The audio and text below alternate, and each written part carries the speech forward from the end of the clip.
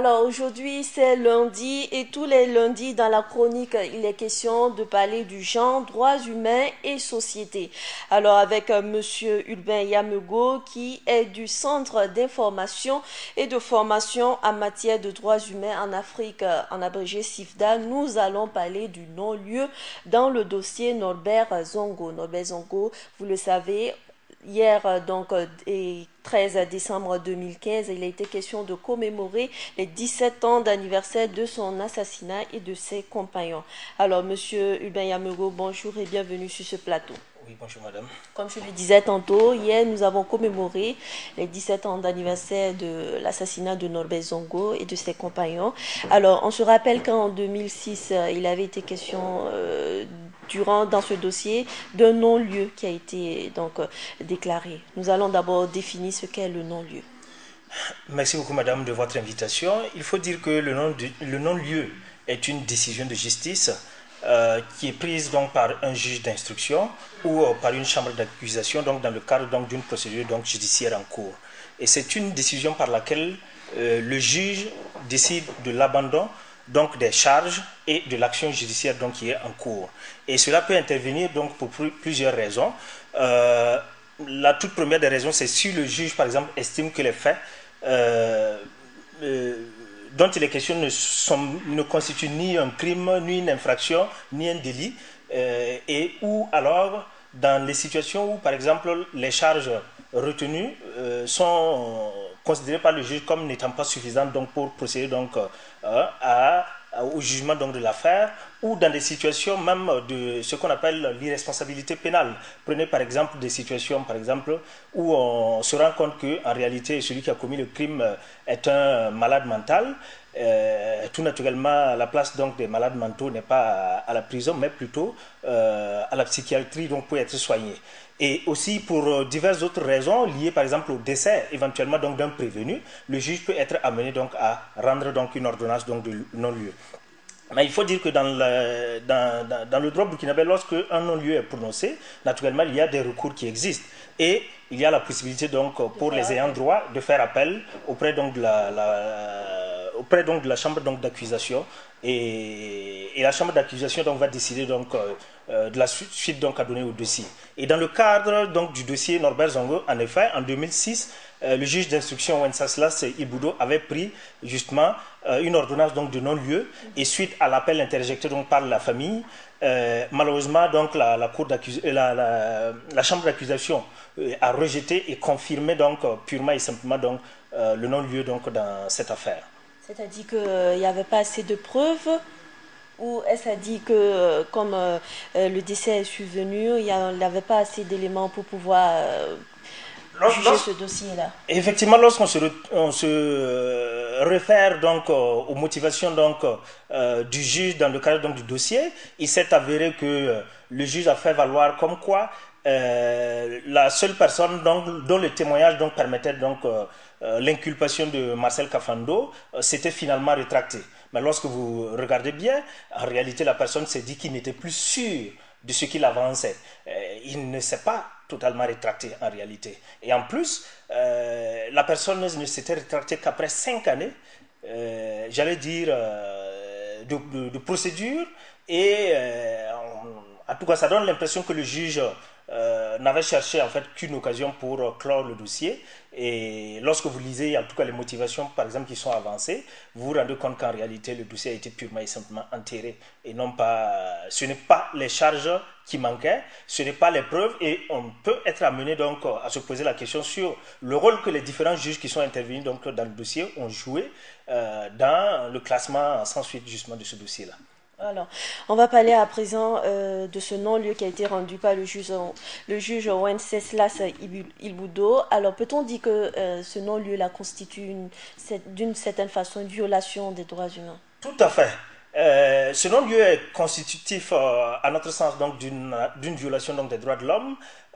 Tout simplement, quand on se réfère même donc à l'arrêt qui a été rendu, par exemple, par la Cour africaine des droits de l'homme et des peuples, qui a son siège à Arusha, lorsque donc la famille et le MBDHP, par exemple, ont saisi donc cette cour-là, à l'issue donc du non-lieu, le juge d'Arusha a dit que le non-lieu qui a été ordonné venait en violation de l'article 7 de la Charte africaine des droits de l'homme et des peuples.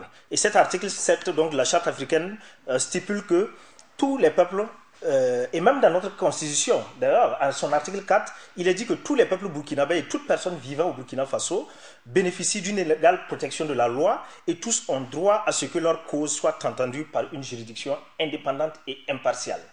Et lorsqu'on se retrouve donc dans une situation où manifestement la justice crée par elle-même des blocages pour empêcher donc la vérité donc sur un dossier, et dans le cas d'espèce donc dans le dossier de Norbert Zongo, on peut estimer qu'en effet il y a une atteinte aux droits, notamment donc des ayants droit, leur droit donc à obtenir justice donc et à ce que leur cause donc soit entendue donc dans le cadre donc de cette affaire.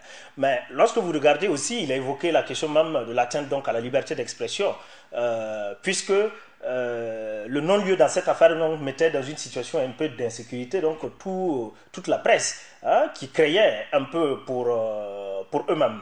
Et donc, mais dans l'arrêt donc de la Cour d'Arusha, donc la Cour africaine donc des droits de l'homme et des peuples, c'est surtout la question donc de l'atteinte donc au droit à un procès, au droit à la justice, le droit pour que sa cause puisse être entendue devant donc des juridictions impartiales qui a été donc alléguée et qui constitue donc une atteinte donc aux droits de l'homme en vertu donc des dispositions donc à la fois de la Charte africaine des droits de l'homme et des peuples, mais aussi du pacte international relatif aux droits civils et politiques. Ça veut dire que la juridiction indépendante peut donc décider de ce qui sera de ce dossier-là, ou c'est juste par recommandation? Non, il s'agit d'une procédure judiciaire en bonne et due forme. Et l'avantage effectivement donc de la Cour africaine des droits de l'homme et des peuples, c'est que c'est une décision, c'est que c'est une juridiction supranationale et donc susceptible donc de rendre des décisions qui lient nos juridictions nationales qui sont des juridictions donc inférieures. Qui seront donc applicables. Tout à fait. Et vous pouvez le constater d'ailleurs en ce moment, si on a constaté donc une évolution donc dans ce dossier, c'est en vertu bien entendu donc de l'arrêt rendu donc par la Cour africaine donc des droits de l'homme et des peuples, qui a enjoint d'une part au Burkina Faso donc de réouvrir le dossier pour permettre justement de rendre justice donc aux familles donc des victimes, et d'autre part qui a enjoint au Burkina Faso donc de procéder à l'indemnisation effective donc des familles donc des victimes. Et c'est ce que nous avons constaté avec les dernières évolutions donc dans ce dossier. Vous n'êtes pas sans savoir que 3 personnes donc sont inculpées donc dans le cadre donc de cette affaire aujourd'hui, et en plus de cela, l'épave du véhicule donc qui a servi à la commission du crime aurait été donc retrouvée et mise en sécurité entre donc les mains donc de la justice, et en plus de cela, les familles donc des victimes donc ont reçu donc une indemnisation donc de la part donc du gouvernement. Donc on peut à partir de là remarquer quand même que quand il y a de la volonté de faire de la justice, on peut y parvenir.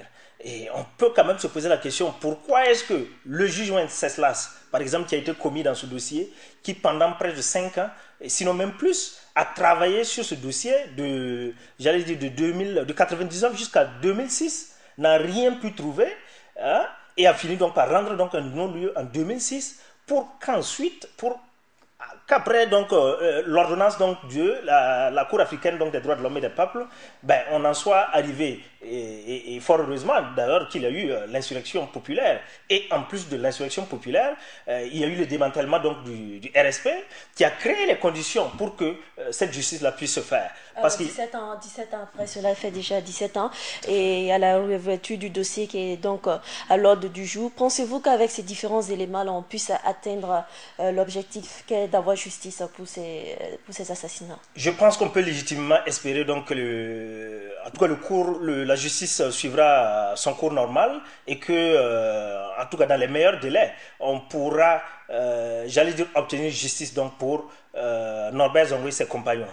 Et la preuve, comme je l'ai dit. Lorsque le gouvernement de la transition prenait fonction, le gouvernement avait plutôt promis de faire justice pour ces différents crimes économiques et judiciaires.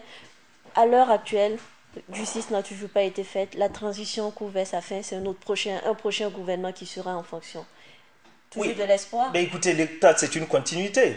L'État ne s'arrêtera pas avec la transition. Et c'est de la responsabilité justement des nouvelles autorités qui vont prendre fonction de travailler à poursuivre l'œuvre de justice. Et il faut dire, hein, c'est vrai, nous sommes impatients parce que ça fait plus de 17 ans que nous luttons pour obtenir justice. Mais il faut dire que la justice aussi a malheureusement ses contraintes en termes donc, de procédure et en termes de délai. Et en tout cas, jusqu'à preuve de contraire, je ne pense pas qu'il y ait de la mauvaise volonté à l'étape actuelle de rendre justice. Bien au contraire, il faut prendre aussi le temps parce que autant les victimes donc ont des droits, autant les personnes inculpées aussi ont des droits. Ils ont le droit à un procès équitable dans un délai raisonnable. Et donc il faut éviter que par des vices de procédure, justement, on en vienne à entacher, j'allais dire, la procédure. Alors, quelles sont vos attentes en tant qu'organisation de droits humains? Naturellement, en tant qu'organisation donc, des droits de l'homme, investie donc, dans la promotion et la protection des droits de l'homme, notre attente principale, c'est que le dossier aboutisse, c'est que enfin la famille donc, des victimes puisse obtenir justice et surtout, je dois dire que mon attente à titre personnel, c'est que les acteurs aussi de la chaîne judiciaire qui ont eu la responsabilité pour enterrer ce dossier-là pendant le régime Blaise Compaoré doivent aussi répondre de leurs actes. Parce qu'on ne peut pas comprendre donc que des acteurs judiciaires qui ont reçu à l'époque donc tous les moyens qu'il faut pour faire le travail qu'il fallait aient choisi peut-être, j'allais dire, de traiter avec le pouvoir plutôt que de rendre justice. Donc nous attendons à ce que non seulement il y ait justice, mais que des sanctions aussi puissent tomber contre ceux-là qui ont pactisé et qui ont bloqué le dossier depuis des années. Merci à vous, Monsieur Yamego, d'être passé sur ce plateau. Mesdames et messieurs, c'était la chronique du jour avec Ulben Yamego du Centre d'information et de formation en matière de droits humains en Afrique, CIFDA. Il était question de prendre connaissance des différentes juridictions concernant le non-lieu dans le dossier Norbert Zongo. Et voilà, c'était la chronique du jour.